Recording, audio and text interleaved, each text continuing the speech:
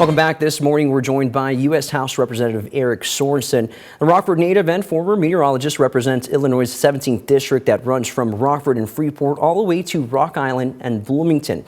He currently sits on the House Agriculture Committee and Science, Space and Technology Committee. Congressman, good morning. Good morning, Manny. Good to be with you. Good to be with you. Let's get right to it. We are just 2 days away before we reach one of two deadlines for another government shutdown. Right now, the close to 1,000-page legislation has been released that would fund parts of the government, including key agencies like the Department of Agriculture. Congressman, what policy changes or spending cuts can we expect from this bill that will affect Americans right here in the state line? Look, we've got to make sure it is our responsibility as members of Congress that we are putting forth a budget and we are agreeing to that budget. As many folks back home know, we're in what's called a continuing resolution, which means we just are kicking the can down the road from the previous budget. It means that we can't tackle the new things that have come about in the past year. And so we need to make sure that we have the right appropriations that are getting to the services that are needed. Look, I mean, just last week, I was talking with veterans, first responders, farmers, and seniors, a huge group of people that will be affected by a government shutdown. So we need to make sure that the politics gets kicked out the door and we get down to work to make sure that we're doing what's best for the people.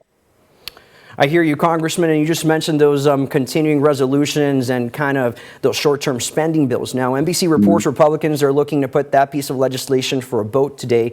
Now, is there any confidence we'll see it passed by the end of the deadline, or should we expect one of those short-term funding bills you just mentioned? Right. So what we've got to be able to do is bipartisanship has to win the day. Just like the way that we as neighbors interact with one another in our neighborhoods. That's how Congress works. And there are more than 300 Republicans and Democrats in the middle.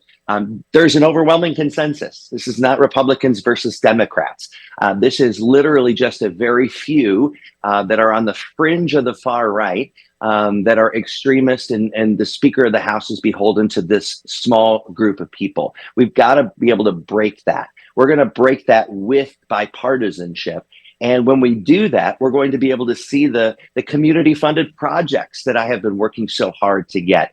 Look, we've got 13 different community-funded projects that we're hoping to get through in this budget. And I'm hoping once we're able to pass these things in the days ahead, that we'll be able to make that announcement on how we're bringing tax dollars back to the people of Rockford, Freeport, and the rest of Northern Illinois. Well, Congressman, we'll be keeping a close eye on if that bill passes or not and what it can bring here to the state line.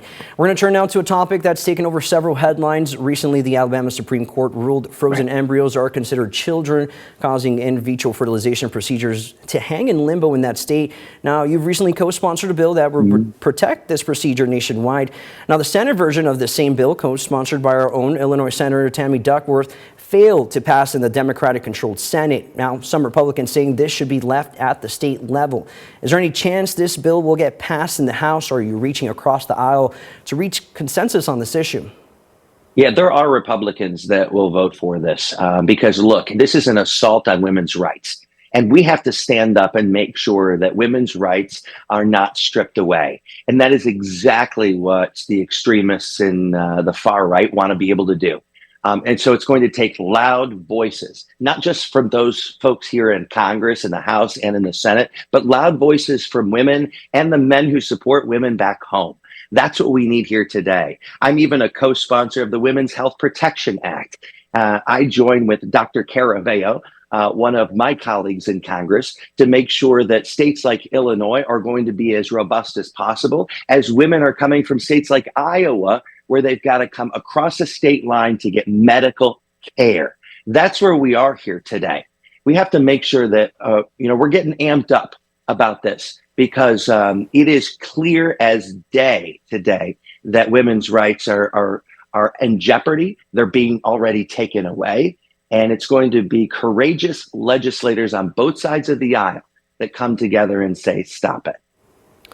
Well, Congressman, two bills that we will be keeping our eyes on. We want to thank you for your time this morning.